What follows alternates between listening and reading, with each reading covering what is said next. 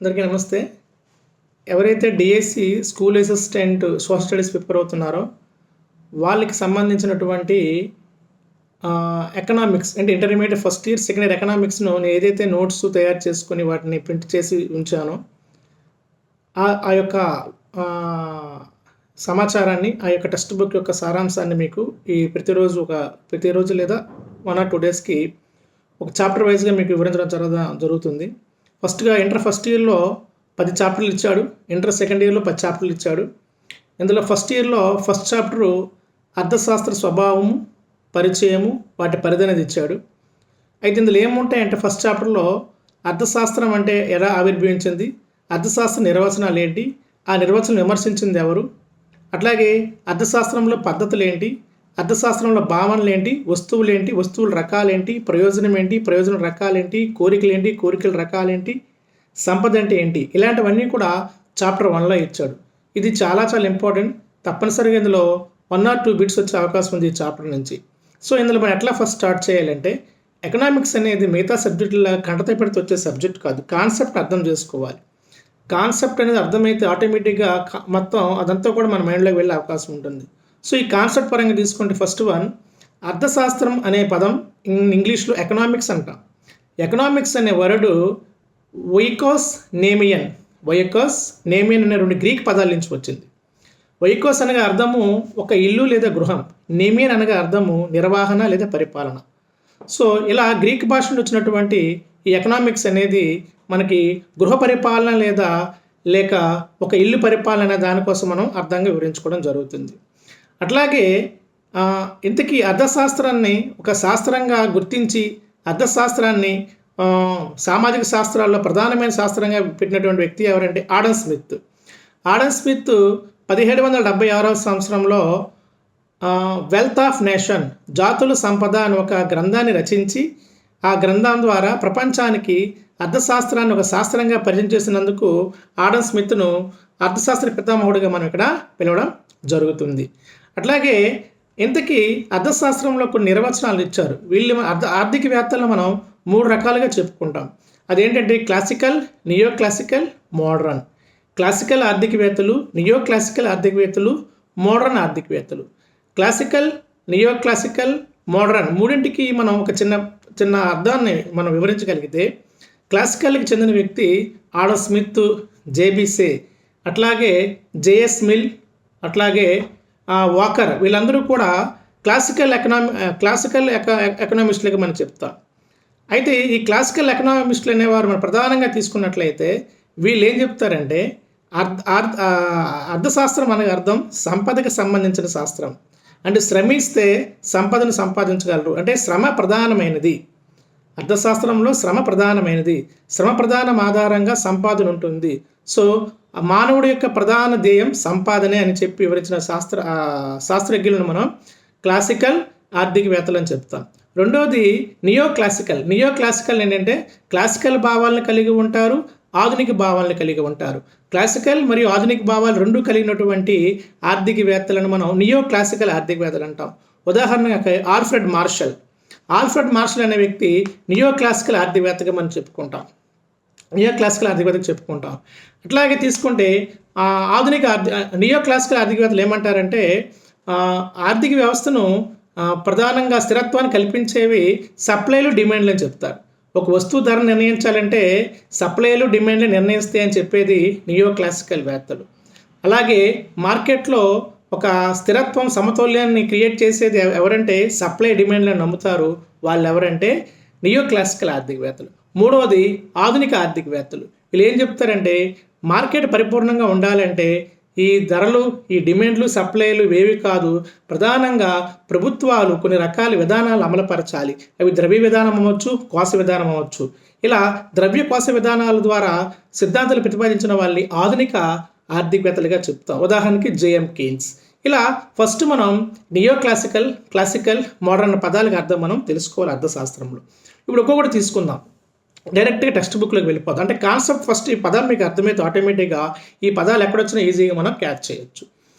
ఈ Adam Smith అనేవాడిని మనం ఫాదర్ ఆఫ్ నేషన్గా చెప్తాం. ఇతను రాసిన పుస్తకం వెల్త్ ఆఫ్ నేషన్, దీని తెలుగులో జాతుల సంపద స్వభావం అని పిలుస్తాం. ఇది 1776లో రాయబడింది. అలాగే ఆడమ్ స్మిత్ అర్థశాస్త్రం అంటే ఏమని నిర్వచించాడంటే సంపదకు సంబంధించిన శాస్త్రం అన్నాడు. మానవుడి యొక్క ప్రధాన లక్ష్యము సంపదే అని చెప్పాడు. అది ఎవరంటే ఆడమ్ స్మిత్. అయితే ఇతనికి సపోర్ట్ ఇచ్చింది ఎవరంటే J B Say, J S Mill, Walker. J B Say, J S Mill, వాకర్లు ఎవరికి సపోర్ట్గా ఈ సిద్ధాంతాన్ని ఇచ్చారంటే మన ఆడమ్ స్మిత్కి సపోర్ట్గా ఇవ్వడం జరిగింది. సో అందులో జేబీసే ఏమంటాడంటే సంపద ఏ విధంగా ఉత్పత్తి చేయబడుతుందో, పంపిణీ చేయబడుతుందో అదే అర్థశాస్త్రం అని చెప్పింది ఎవరంటే జేబీసే. మనం ఎలా చెప్పాలి? సంపద గురించి అధ్యయనం చేసేదైతే ఆడమ్ స్మిత్, సంపద ఏ విధంగా ఉత్పత్తి చేయబడుతుంది, ఏ విధంగా పంపిణీ చేయబడుతుంది చెప్పిన వ్యక్తి ఎవరంటే జేబీసే. అలాగే జేఎస్ మిల్ ఏమంటాడంటే సంపద స్వభావం గురించి వివరించేది. సంపద గురించి వివరించేది ఆడమ్ స్మిత్, సంపద స్వభావం గురించి వివరించేది అర్థశాస్త్రం అని చెప్పింది ఎవరంటే జేఎస్ మిల్. సంపద ఏ విధంగా ఉత్పత్తి అవుతుంది, సంపద ఏ విధంగా పంపిణీ అవుతుందని చెప్పిన వ్యక్తి ఎవరంటే జేబీసీ. అలాగే వాకర్ అనేవాడు ఏమంటాడంటే సంపదకు సంబంధించిన పరిజ్ఞానం, సంపదకు సంబంధించిన పరిజ్ఞానమే సంపద శాస్త్రం అని చెప్పింది ఎవరంటే వాకర్. సో ఈ విధంగా Adam Smith, J B Say, J S Mill, Walker వీళ్ళందరూ కూడా నియో క్లాసికల్ వాదులుగా చెప్పుకుంటాం. వీళ్ళందరూ ప్రధాన ధ్యేయం అర్థశాస్త్రం అంటే దేని గురించి అంటారు, స్టడీ చేస్తుంది అంటారంటే వీళ్ళు సంపద గురించి స్టడీ చేస్తుందని చెప్పారు. అయితే ఈ సిద్ధాంతాన్ని ప్రముఖంగా విమర్శించిన వ్యక్తులు ఎవరంటే ఆల్ఫ్రెడ్ మార్షల్. ఆల్ఫ్రెడ్ మార్షల్ అనే వ్యక్తి నియో క్లాసికల్ వాదిగా మనం చెప్తాం. ఆడమ్ స్మిత్ యొక్క సంపద నిర్వచనాన్ని వ్యతిరేకించిన వాడు ఎవరంటే ఆల్ఫ్రెడ్ మార్షల్.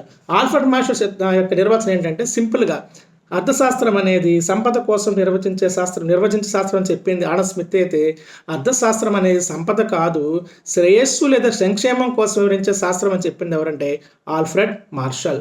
ఆల్ఫ్రెడ్ మార్షల్ 1890వ సంవత్సరంలో ఈ ప్రిన్సిపల్స్ ఆఫ్ ఎకనామిక్స్ అనే గ్రంథం ద్వారా అర్థశాస్త్రాన్ని సంక్షేమం కోసం వివరిస్తుంది, శ్రేయస్సు కోసం వివరిస్తుంది. సంపద ప్రధానంగా మానవుని ధ్యేయం కాదు, సంక్షేమం ప్రధాన ధ్యేయం, శ్రేయస్సే ప్రధాన ధ్యేయమని మనకి ఆల్ఫ్రెడ్ మార్షల్ అనేవాడు ఒక నిర్వచనం ద్వారా ప్రపంచానికి పరిచయం చేశాడు. 1890 సంవత్సరంలో అర్థశాస్త్రం అంటే సంపద కాదు, అర్థశాస్త్రం అంటే మానవుని ప్రవర్తన గురించి అధ్యయనం చేస్తుంది. అర్థశాస్త్రం అనేది ఒక విజ్ఞాన శాస్త్రం అనే పదాన్ని ఎవరు పలికారంటే మార్షల్గా మనం ఏం గుర్తుపెట్టుకోవాలి? సూటుగా సుత్తు లేకుండా కాంపిటేటివ్ పరంగా శ్రేయస్సు గురించి చెప్పేది లేదా సంక్షేమం గురించి చెప్పేది అర్థశాస్త్రం అని చెప్పాడు. అలాగే అర్థశాస్త్రం అనేది మానవుని ప్రవర్తన అధ్యయనం చేస్తుందని చెప్పాడు. అర్థశాస్త్రం అనేది విజ్ఞాన శాస్త్రం అని చెప్పింది ఎవరంటే మార్షల్. అలాగే సంపద శాస్త్రాన్ని వ్యతిరేకించిన వాడు ఎవరంటే మార్షల్. ఇది 1890లో రాసిన పుస్తకం ఏదంటే ప్రిన్సిపల్స్ ఆఫ్ ఎకనామిక్స్. ఇతడు ఏ సిద్ధాంతాన్ని ప్రతిపాదించాడంటే శ్రేయస్ సిద్ధాంతాన్ని ప్రతిపాదించడం జరిగింది. ఇవి అట్లాగే ఇతడి సిద్ధాంతానికి ప్రధానంగా ఇతని అనుచరులు ఎవరంటే ఇతడి సిద్ధాంతం అంటే ఏంటి? శ్రేయస్ సిద్ధాంతం. శ్రేయస్ సిద్ధాంతాన్ని ఎవరైతే బలపరిచారో వాళ్ళందరూ సంపద సిద్ధాంతాన్ని విమర్శించినట్లు లెక్క. ముఖ్యంగా ఏసీ పిగు, ఎడ్విన్ కానన్, డర్బిన్, అట్లాగే ఫ్రేజర్, బెవరిజ్, ఒటాన్ గుర్తుపెట్టుకోండి. ఎవరు మార్షల్కి మద్దతుగా ఈ నిర్వచన మద్దతు ఇచ్చింది ఎవరంటే ఒటాన్ అనే వ్యక్తి, డర్బిన్ అనే వ్యక్తి, ఫ్రేజరు, బెవరిజ్ అండ్ ఎడ్విన్ కానన్, ఏసీ పిగు వీళ్ళు శ్రేయస్ సిద్ధాంతానికి వీళ్ళు మద్దతును పలకడం జరిగింది. అట్లాగే తీసుకుంటే అయితే శ్రేయస్ సిద్ధాంతాన్ని కూడా విమర్శించిన వ్యక్తులు ఉన్నారు. అతను ఎవరంటే రాబిన్స్. లయనాల్ రాబిన్స్ ఇతను అర్థశాస్త్రం స్వభావం అనే పుస్తకాన్ని రచించాడు. చూడండి, అర్థశాస్త్రం స్వభావం, నేచర్ ఆఫ్ ఎకనామిక్స్ అనే పుస్తకం రచించింది ఎవరంటే రాబిన్స్. నేచర్ ఆఫ్ ఎకనామిక్స్ 1928లో రాబిన్స్ రచించాడు. ఈ రాబిన్స్ యొక్క సిద్ధాంతాన్ని కొరత సిద్ధాంతం అని చెప్తాము. కొరత సిద్ధాంతకర్త రాబిన్స్. అలాగే నేచర్ ఆఫ్ ఎకనామిక్స్ గ్రంథ రచయిత రాబిన్స్, అర్థశాస్త్ర స్వభావం గ్రంథ రచయిత రాబిన్స్. ఈ రాబిన్స్ చూడండి, మార్షల్ అనేవాడు ఆడమ్ స్మిత్ సిద్ధాంతాన్ని విమర్శిస్తే మార్షల్ యొక్క శ్రేయస్ సిద్ధాంతాన్ని కొరత నిర్వచనం ద్వారా రాబిన్స్ విమర్శించాడు. అది లింక్ చూసుకోండి. సో ఇది రాబిన్స్ యొక్క సిద్ధాంతం ఏమని చెప్పి కొరత సిద్ధాంతం. అయితే అందరికన్నా ఆర్థికవేత్తలు శామ్యుల్సన్ అవ్వచ్చు, జాకబ్ వైనర్ అవ్వచ్చు, అట్లాగే శామ్యుల్సన్ అవ్వచ్చు, అలాగే మార్షల్ అవ్వచ్చు, అట్లాగే ఆడమ్ స్మిత్ అవ్వచ్చు, అందరి సిద్ధాంతంలో కూడా సర్వజనీన ఆమోదం పొందిన సిద్ధాంతం ఎవరిది అంటే మాత్రము అది గుర్తుపెట్టుకోండి, రాబిన్స్ కొరత సిద్ధాంతం అనేది ప్రపంచంలో ఎక్కువ మంది ఆర్థికవేత్తలు ఏ ఆర్థిక సిద్ధాంతాన్ని ఎక్కువ మంది ఆమోదం పొందించారు, సర్వజనీనం పొందిందంటే అది రాబిన్స్ యొక్క కొరత సిద్ధాంతంగా మనం ఇక్కడ చెప్పుకోవాలి. చాలా చాలా ఇంపార్టెంట్. అట్లాగే తీసుకుంటే మరో వ్యక్తి శామ్యుల్సన్ ఏమంటాడంటే అర్థశాస్త్రం అనేది శామ్యుల్సన్ అమెరికాకు చెందిన వ్యక్తి. అది గుర్తుపెట్టుకోండి, శామ్యుల్సన్ అమెరికాకు చెందిన వ్యక్తి. ఇతడు గ్రోత్ మీద ఎక్కువ అతను రీసెర్చ్ చేశారు. అట్లాగే ఎఫ్లుయెంట్ గ్రోత్ అనే ఒక పుస్తకాన్ని, టెక్స్ట్ బుక్ లేదు ఇది, ఎఫ్లుయెంట్ సొసైటీ ఎఫ్లుయెంట్ ఎకానమీ అనే పుస్తకాన్ని రచించారు. ఎవరు? శామ్యుల్సన్. ఇతను అమెరికా ఆర్థికవేత్త. ఇతనికి 1970 సంవత్సరంలో నోబెల్ అవార్డు కూడా వచ్చింది. టెక్స్ట్ బుక్లో మనకి ఇచ్చాడు. 1970 సంవత్సరంలో నోబెల్ అవార్డు కూడా ఇవ్వడం జరిగింది. ఎవరికి అంటే ఆచార్య శామ్యుల్సన్. ఇతను ఏమంటాడంటే అర్థశాస్త్రం అంటే వర్తమానము మరియు భవిష్యత్తు, వర్తమానము భవిష్యత్ వినియోగానికి ప్రత్యామ్నాయ ప్రయోజనాలు ఉన్న వనరులను, చూడండి, వర్తమానము భవిష్యత్తు అనే పదాలు ఎవరు వాడారు? శామ్యుల్సన్. వర్తమానము మరియు భవిష్యత్తు వినియోగానికి ప్రత్యామ్నాయ ప్రయోజనాలు ఉన్న వనరులకు ద్రవ్యాన్ని ఉపయోగించి లేదా ఉపయోగించకుండా వివిధ వస్తువులను ఉత్పత్తి మరియు పంపిణీ చేయడమే అర్థశాస్త్రం యొక్క ప్రధాన ధ్యేయం అన్నాడు. వర్తమానంలో కానీ భవిష్యత్తులో కానీ ప్రత్యామ్నాయ వనరులను, విలువైన ప్రత్యామ్నాయ వనరులను అంటే ద్రవ్యంతో కానీ ద్రవ్యంతో కాకుండా కానీ ఆ వస్తువులను చక్కగా ఉత్పత్తి చేసి చక్కగా పంపిణీ చేయడమే అర్థశాస్త్రం అనే పదాన్ని ఎవరు వాడారంటే ఆచార్య శామ్యుల్సన్. మనకు బండగ ఎలా గుర్తుపెట్టుకోవాలి? వర్తమాన భవిష్యత్తు అనే పదాలు వస్తే శామ్యుల్సన్ రాసుకుందాం. కొరత అనే పదం వస్తే రాబిన్స్ రాసుకుందాం. శ్రేయస్సు అనే పదం వస్తే మార్షల్ రాసుకుందాం. సంపద అనే పదం వస్తే మనం ఆడమ్ స్మిత్ రాసుకుందాం. ఇట్లా ఒక్కొక్కటి. అట్లాగే మరో వ్యక్తి వీళ్ళ తర్వాత జాకబ్ వైనర్. ఇతను అమెరికన్ ఆర్థికవేత్తే. ఇతడు ఏమంటాడంటే ఆర్థికవేత్తలు ఏం చెప్తారో అదే అర్థశాస్త్రం. ఆర్థికవేత్తలు ఏం చెప్తారో అదే మన షార్ట్ ఫామ్లో ఏం చెప్తారో అదే అర్థశాస్త్రం అని ఎవరన్నారంటే జాకబ్ వైనర్. ఆర్థికవేత్తలు ఏం చెప్తారో అదే అర్థశాస్త్రం పలికిన వ్యక్తి ఎవరంటే జాకబ్ వైనర్. ఇతడు నిర్వచనాన్ని స్వల్పకాలిక దీర్ఘకాలిక వ్యయాలలో ఇతడు ప్రముఖమైన వ్యక్తి. ఎవరు అంటే జాకబ్ వైనర్. సో మనకి వ్యయ సిద్ధాంతాల్లో స్వల్పకాలిక వ్యయాలేవి, దీర్ఘకాలిక వ్యయాలేవి, లాభాలు తెచ్చేవి స్వల్పకాలిక వ్యయాలా, దీర్ఘకాలిక వ్యయాలా, నష్టాలు తెచ్చేవి స్వల్పకాలిక వ్యయాలా, దీర్ఘకాలిక, ఇది కొన్ని సిద్ధాంతాలు ఉన్నాయి. నెక్స్ట్ మనకు వస్తాయి అవి. ఈ దీర్ఘకాలిక స్వల్పకాలిక వ్యయాల మీద స్టడీ చేసిన వాడు ఎవరంటే జాకబ్ వైనర్. ఇతను ఏమంటాడు? ఆర్థికవేత్తలు ఏం చేస్తారో అదే అర్థశాస్త్రం, ఆర్థికవేత్తలు ఏం చెప్తారో అదే అర్థశాస్త్రం అని చెప్పిన సింపుల్ నిర్వచనం జాకబ్ వైనర్గా మనం చెప్పుకుంటాం. అలాగే తీసుకున్నట్లయితే అర్థశాస్త్ర భావనలు, ఇది చాలా ఇంపార్టెంట్. అర్థశాస్త్ర భావనలు ముఖ్యంగా సాంప్రదాయ అర్థశాస్త్ర విషయంలో 5 భాగాలుగా డివైడ్ చేయడం. చూడండి, అర్థశాస్త్ర భావనలో ముఖ్యంగా సాంప్రదాయ పద్ధతుల్లో సాంప్రదాయ పద్ధతిలో అర్థశాస్త్ర విషయాన్ని 5 భాగాలుగా విభజించారు అంటాడు. సాంప్రదాయ పద్ధతిలో అర్థశాస్త్ర విషయాన్ని ఎన్ని భాగాలు విభజించారంటే 5 భాగాలు విభజించారు. ఏంటంటే 1 ఉత్పత్తి, 2 వినియోగము, 3 పంపిణీ, 4 వినిమయము, 5 ప్రభుత్వ విత్తం. వాడు ఏమంటాడు? సాంప్రదాయ పద్ధతిలో అర్థశాస్త్ర విషయ భాగం కానిది ఏది అంటాడు. అర్థశాస్త్ర విషయ భాగాలు 5, మళ్ళీ గుర్తుపెట్టుకోండి. ఉత్పత్తి, వినియోగము, పంపిణీ, వినిమయము, ప్రభుత్వ విత్తం. ఇవన్నీ కూడా అర్థశాస్త్రంలో ప్రముఖంగా విషయ భాగాలుగా మనం డివైడ్ చేస్తాం. నెక్స్ట్ అర్థశాస్త్ర భావనలు తీసుకుంటే అర్థశాస్త్రాన్ని ప్రధానంగా 2 భాగాలుగా విభజించారు. సూక్ష్మ అర్థశాస్త్రం, స్థూల అర్థశాస్త్రం. ఈ పదాలు మనకి బాగా తెలిసినవి, కానీ ప్రతిసారి ఇందులో బిట్ వస్తుంది. ఈజీగా రాసేయచ్చు ఆ బిట్ని.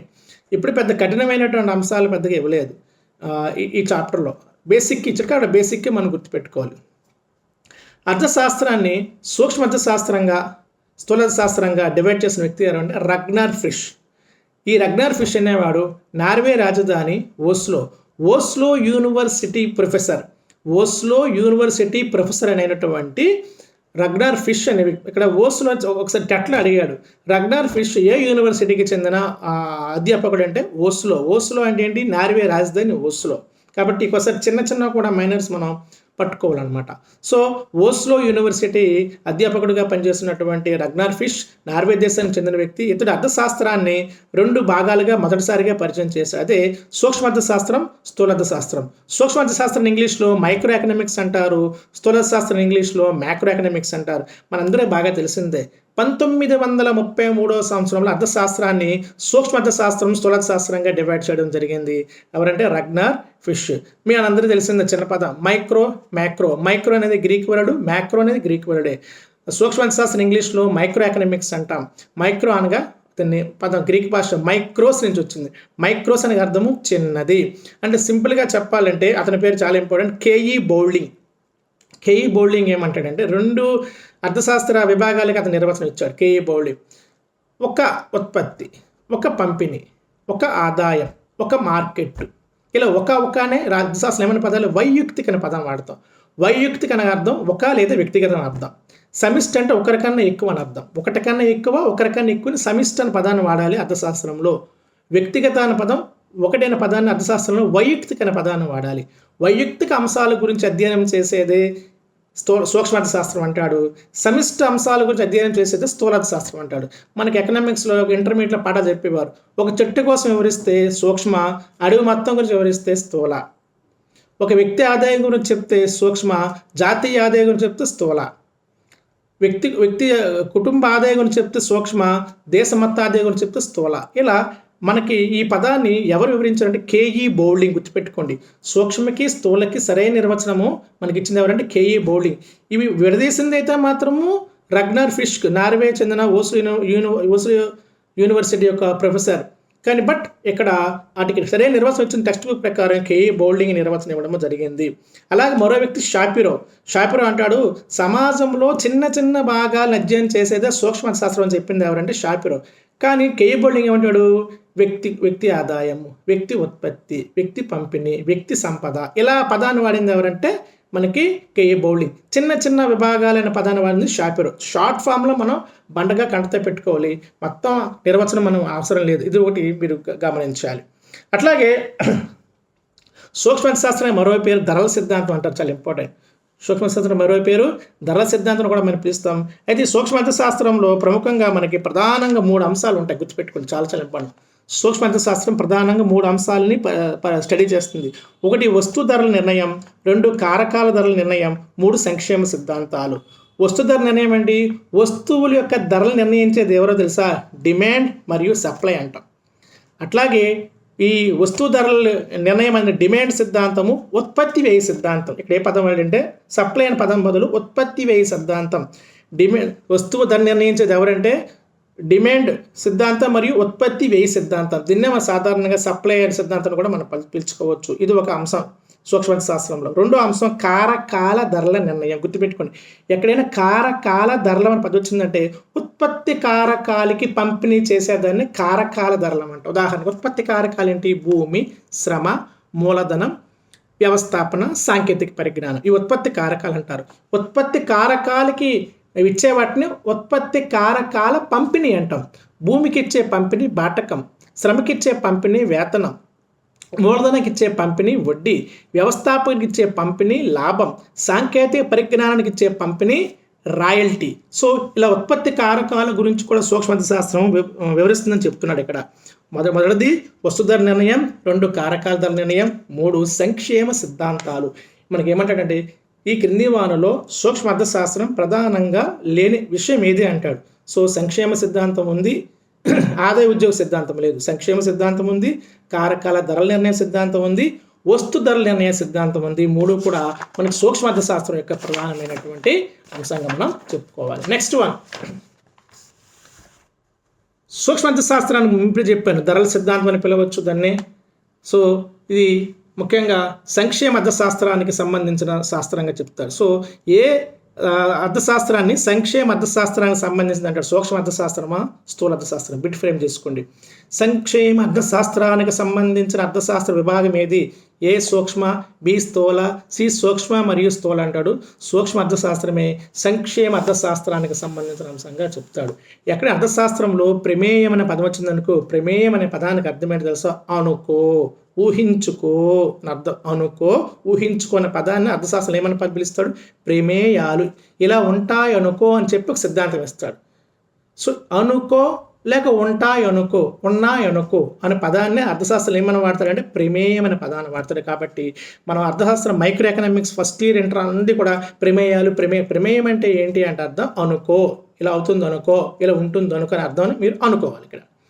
నెక్స్ట్ వన్, మైక్రో ఎకనామిక్స్కి ఎక్కువగా స్టడీ చేసి చూడండి, మ్యాక్రోగా డివైడ్ చేసింది అయితే రగ్నార్ ఫిష్. కానీ మైక్రో ఎకనామిక్స్ పితామహుడు ఎవరిని పిలుస్తామంటే ఆల్ఫ్రెడ్ మార్షలే మైక్రో ఎకనామిక్స్ మీద ఎక్కువ స్టడీ చేశాడు. విభజించింది అయితే రగ్నార్ ఫిష్ అక్కడితో వదిలేశాడు. కానీ దాన్ని ఒక స్థాయికి తీసుకెళ్ళి తనకు ఒక ప్రయారిటీ ఇచ్చినటువంటి వ్యక్తి ఎవరంటే మాత్రం ఆల్ఫ్రెడ్ మార్షల్. మరి స్థూలార్థశాస్త్రానికి అంత ప్రయారిటీ ఇచ్చి దాన్ని ఉనికిలోకి తెచ్చిన వ్యక్తి ఎవరంటే మాత్రం జేఎం కీన్స్. గుర్తుపెట్టుకోండి, సూక్ష్మార్థశాస్త్రానికి ప్రయారిటీ ఇచ్చి దాన్ని విశ్లేషించి స్టడీ చేసిన వ్యక్తి, ప్రముఖ వ్యక్తి ఎవరంటే ఆల్ఫ్రెడ్ మార్షల్. స్థూలార్థశాస్త్రానికి ఒక ప్రయారిటీ ఇచ్చి దాని ఒక స్థాయికి తీసుకెళ్ళిన వ్యక్తి ఎవరంటే అతనే జేఎం కీన్స్. జేఎం కీన్స్ 1936 సంవత్సరంలో general employment theory, very very important, దీన్ని ఆదాయ ఉద్యోగ సిద్ధాంతం అంటాం. 1936 సంవత్సరంలో జేఎం కీన్స్ ఆదాయ ఉద్యోగ సిద్ధాంతాన్ని ప్రతిపాదించి ఇతను ఏం చెప్పాడంటే స్థూలార్థశాస్త్రంలో చూడండి, సూక్ష్మార్థశాస్త్రంలో మనం ఇందాక ఏం చెప్పుకున్నాము, ధరల నిర్ణయం అని చెప్పుకున్నాము, అలాగే ధరల వ్యయం అని చెప్పుకున్నాము, తర్వాత సంక్షేమ సిద్ధాంతాలను చెప్పుకున్నాము, ఉత్పత్తి కారకాల పంపిణీ గురించి స్టడీ చేసి సూక్ష్మార్థశాస్త్రం అన్నాం కదా. మరి స్థూలార్థశాస్త్రం దేని గురించి వివరిస్తుందంటే very very important, textbook ప్రకారం జాతీయ ఆదాయం, సమిష్టి వ్యయం, సమిష్టి పొదుపు, సమిష్టి ఉద్యోగిత, పంపిణీ సిద్ధాంతం, ఆర్థిక అభివృద్ధి, ధరల స్థాయి, ఆర్థిక వృద్ధి, పంపిణీ సిద్ధాంతం, ఆదాయ ఉద్యోగ సిద్ధాంతం, సంపూర్ణ ఉద్యోగ సిద్ధాంతం, సమిష్టి వ్యయం, సమిష్టి పొదుపు, వీటి గురించి వివరించేదే స్థూలార్థశాస్త్రం అని చెప్పింది ఎవరంటే జేఎం కీన్స్. 1936 సంవత్సరంలో జేఎం కీన్స్ అనేవాడు జనరల్ ఎంప్లాయ్మెంట్ థియరీ మరియు ఒక ఆదాయ ఉద్యోగ సిద్ధాంతాన్ని ప్రతిపాదించి ఇతను మోడర్న్ ఎకనామిక్స్కి పితామహుడుగా, అంటే అర్థశాస్త్రానికి ఐన్స్టీన్ లాంటివాడు. గుర్తుపెట్టుకోండి, అర్థశాస్త్రానికి ఐన్స్టీన్ లాంటివాడిగా మనం ఎవరిని పిలుస్తామంటే అతనే జాన్ మెనార్డ్ కీన్స్ లేదా జేఎం కీన్స్ మనం పిలవడం జరుగుతుంది. అట్లా చివరిగా అర్థశాస్త్ర విశ్లేషణలు అనే పదానికి అర్థం ఏంటంటే ఇక్కడ కొంతమంది వ్యక్తులు అర్థశాస్త్రం కొన్ని పద్ధతులుగా నిర్ణయించారు. అవి ఏంటి అంటే ఉదాహరణకి నిగమన పద్ధతి, అగమన పద్ధతి, నిశ్చల ఆర్థిక వ్యవస్థ, చలన ఆర్థిక వ్యవస్థ, ఇలా కొన్ని రకాల విధానాలను మనకి డివైడ్ చేయడం జరిగింది. అందులో ముఖ్యంగా పీటర్సన్ అనే వ్యక్తి ఎవరంటే పీటర్సన్ అనే వ్యక్తి మనకి అర్థశాస్త్రాన్ని 2 అంశాలుగా డివైడ్ చేశాడు. అదే నిగమన సిద్ధాంతం, అగమన సిద్ధాంతం, నిగమన ఆర్థిక సిద్ధాంతం, ఆగమన ఆర్థిక సిద్ధాంతం, ఇలా 2 రకాలుగా అతను ఒక అర్థశాస్త్రంలో కొన్ని పద్ధతులను ప్రవేశపెట్టిన వ్యక్తి ఎవరంటే పీటర్సన్.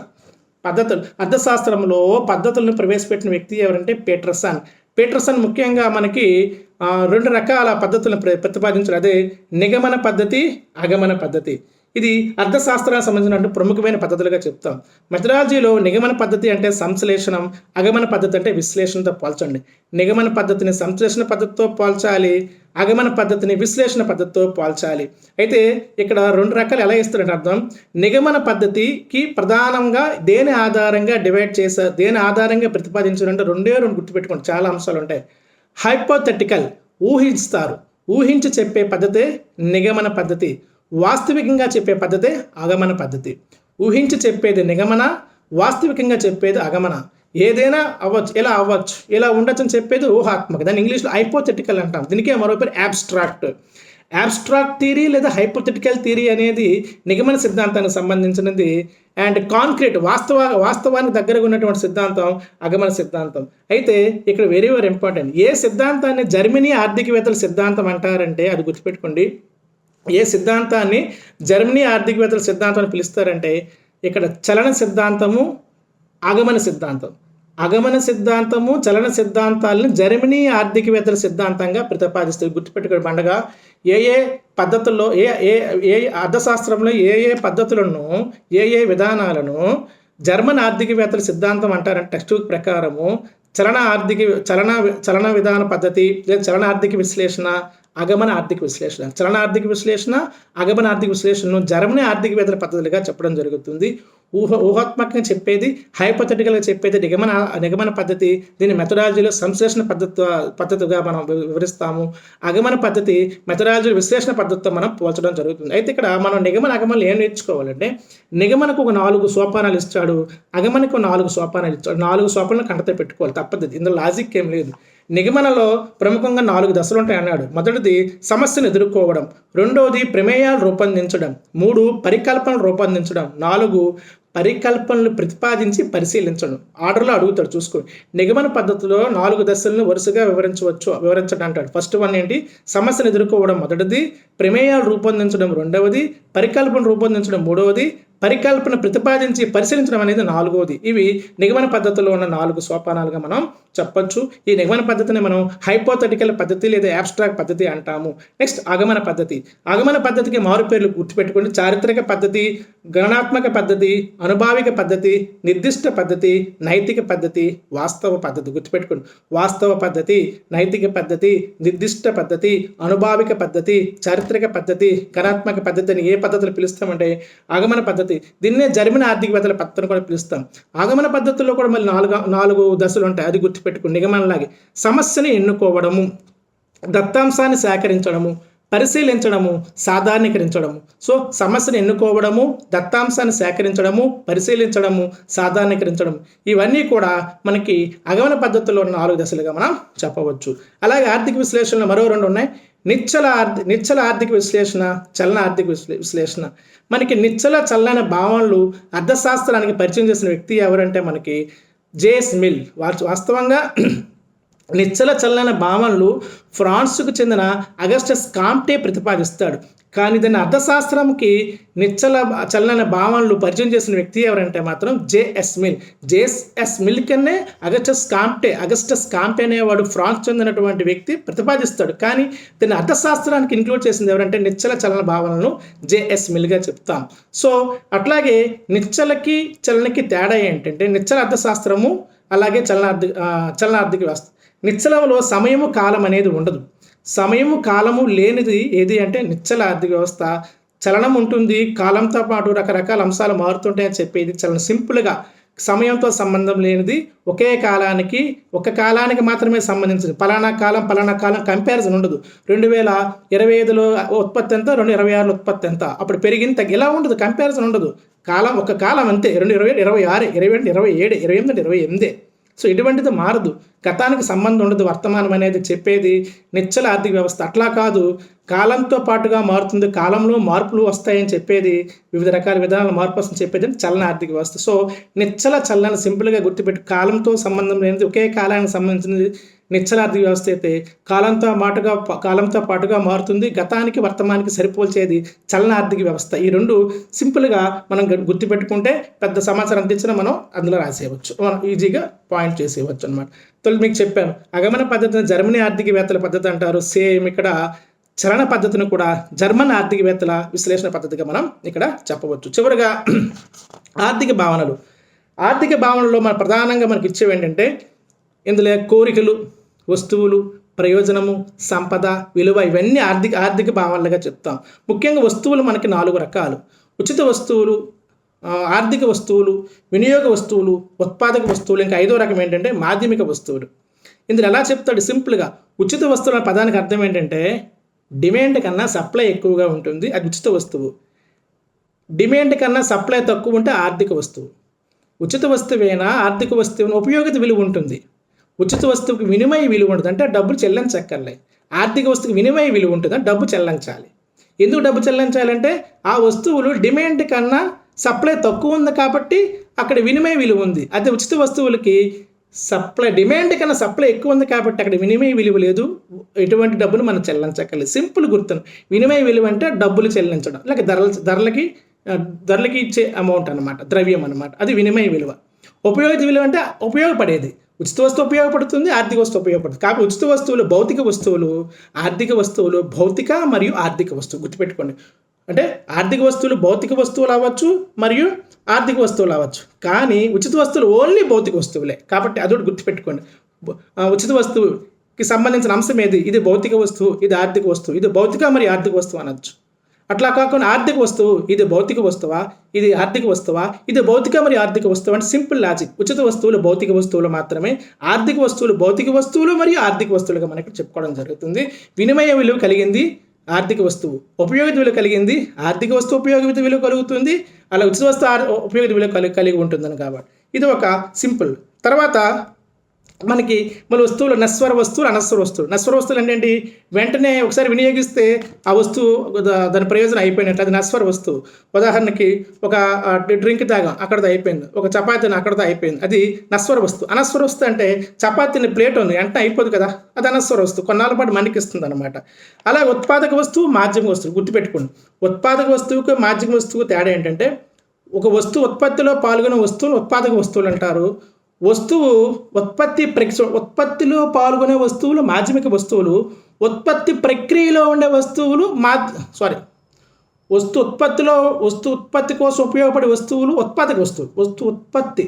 ఉత్పత్తికి ఉపయోగపడే వస్తువులు ఉత్పాదక వస్తువులు, ఉత్పత్తి ప్రక్రియలో ఉపయోగపడే వస్తువులు మాధ్యమిక వస్తువులు. రెండు పండగ. ఉత్పాదక వస్తువు అనగా అర్థం ఏంటి? ఉత్పత్తి కోసం ఉపయోగపడే వస్తువులు ఉత్పాదక వస్తువులు, ఉత్పత్తి ప్రక్రియలో ఉండే వస్తువులు మాధ్యమిక వస్తువులు. సో ఇసుక, సిమెంట్ ఉత్పత్తి ప్రక్రియలు ఉన్నాయి కాబట్టి వాటిని మనం మాధ్యమిక వస్తువులు అన్నాము. ఒక ట్రాక్టరు అది ఉత్పాదక వస్తువుల్లో భాగం కాబట్టి దాన్ని ఆ వస్తువుగా మేము పిలవడం జరిగింది. చివరిగా సంపద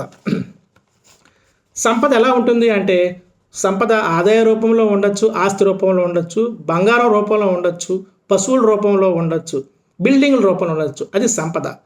ఒక సంపద వల్ల వచ్చే ప్రతిఫలం అంటే సంపద వల్ల వచ్చేదాన్ని ఆదాయం అంటాం. సో ఒక ఆదాయం దేని వల్ల వస్తుందంటే సంపద వల్ల వస్తుంది. ఉదాహరణ ఒక బిల్డింగ్ ఉంది, అది సంపద. దాని నుంచి వచ్చే రెంట్ ఒక ఆదాయం.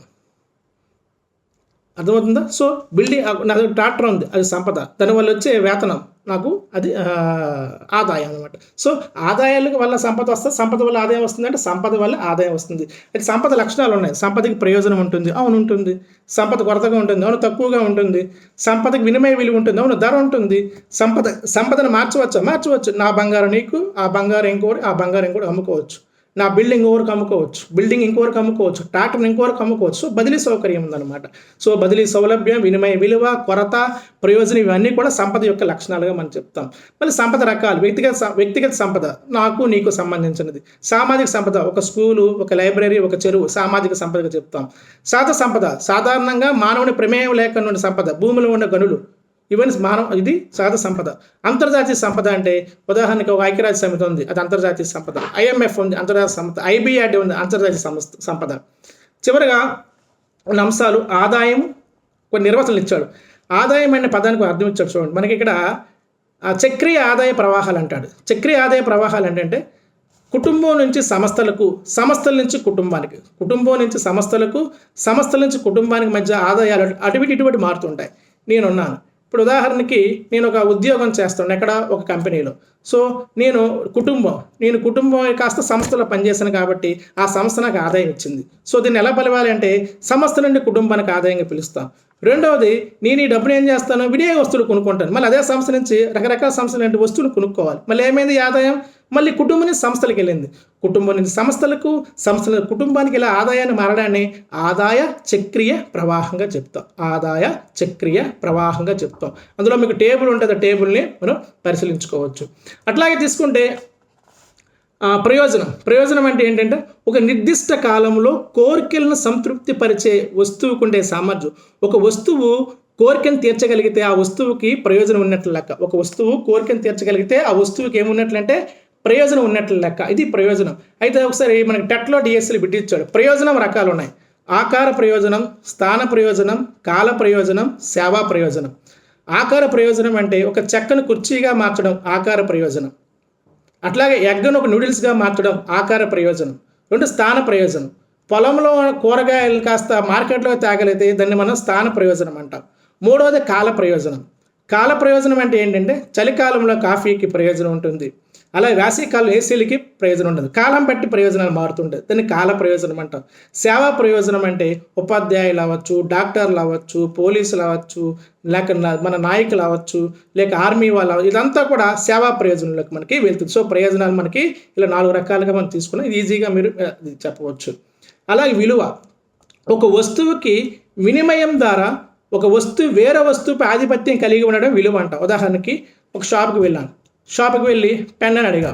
పెన్ అనగానే ఏమంటాడు, డబ్బులు అడుగుతాడు. సో ఒక 5 రూపాయలు ఇచ్చావు అంటే అర్థం ఏంటి, ఒక వస్తువు 5 రూపాయలు ఇవ్వగానే ఆ పెన్ నీ చేతిలోకి వచ్చింది అంటే అర్థం ఏంటంటే ఒక వస్తువుపై ఆ పెన్న పైన ఈ డబ్బు ఆధిపత్యం వహించింది, అంతే కదా.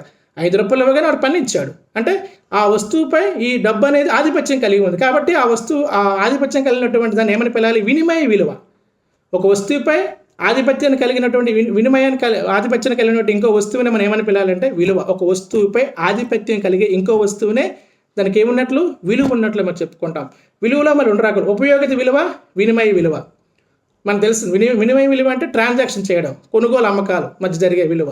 ఉపయోగిత విలువ అంటే అందరూ ఉపయోగించుకుని తొలి మీకు చెప్పాం, ఉచిత వస్తువులు ఉపయోగిత విలువ ఉంటుంది, దానికి వినిమయ విలువ ఉంటుంది, అంటే ధర చెల్లించక్కర్లే. వినిమయ విలువ అంటే ధర చెల్లించడం. సో అట్లా కాకుండా ఉపయోగిత విలువ అంటే ఉపయోగించుకోవడం ఉంటుంది, దానికి ధర చెల్లించడం ఉంటుంది. ఇది మళ్ళీ ఇచ్చాడు రెండోసారి. నెక్స్ట్ చివరిగా కోరికలు. కోరిక అంటే ఏంటంటే అది అంటాడు చాలా ఇంపార్టెంట్. కోరికలు దేనిపై ఆధారపడతాయి అంటాడు. ఏ మనసు పైన, బి సమాజం పైన, సి ఆర్థిక స్థితి పైన. కోరికలు అనే ప్రధాన టెక్స్ట్ బుక్ ప్రకారం మానవుని సామాజిక ఆర్థిక స్థితిపై ఆధారపడి ఉంటాయి. కోరికలు అనేవి మానవుని సామాజిక ఆర్థిక స్థితిపై ఆధారపడేవే కోరికలుగా మనం చెప్తాము. కోరికల లక్షణాలు మనకు తెలుసును, చిన్నప్పటి నుంచి చదువుకుంటున్నాం. కోరికలు అనంతాలు. ఒక కోరికను తీర్చుకుని మరో కోరిక పుడుతుంది. కోరికలు పోటీలు ఉంటాయి, పరిపూరకాలు, ప్రత్యామ్నాయాలు, పునరావృతాలు, అలవాట్లు. ఇవి చిన్న చిన్న బిట్లే, ఒకసారి మీరు అబ్జర్వ్ చేసుకోండి. అవి చివరిగా ఒక పదం రెండు పదాలు ఉన్నాయి, సంక్షేమం, సమతౌల్యం. సంక్షేమం అంటే అర్థం ఏంటంటే ఇక్కడ ఏసీ పిగు చాలా ఇంపార్టెంట్. సంక్షేమం కోసం అర్థశాస్త్రం, సంక్షేమం కోసం స్టడీ చేసే సైన్స్ అని చెప్పేది మార్షలే, కానీ సంక్షేమం కోసం చాలా నిర్వచనాలు ఇచ్చింది మార్షల్తో పాటు ఏసీ పిగు కూడా ఇస్తాడు. కాబట్టి కన్ఫ్యూజ్ అవ్వకండి.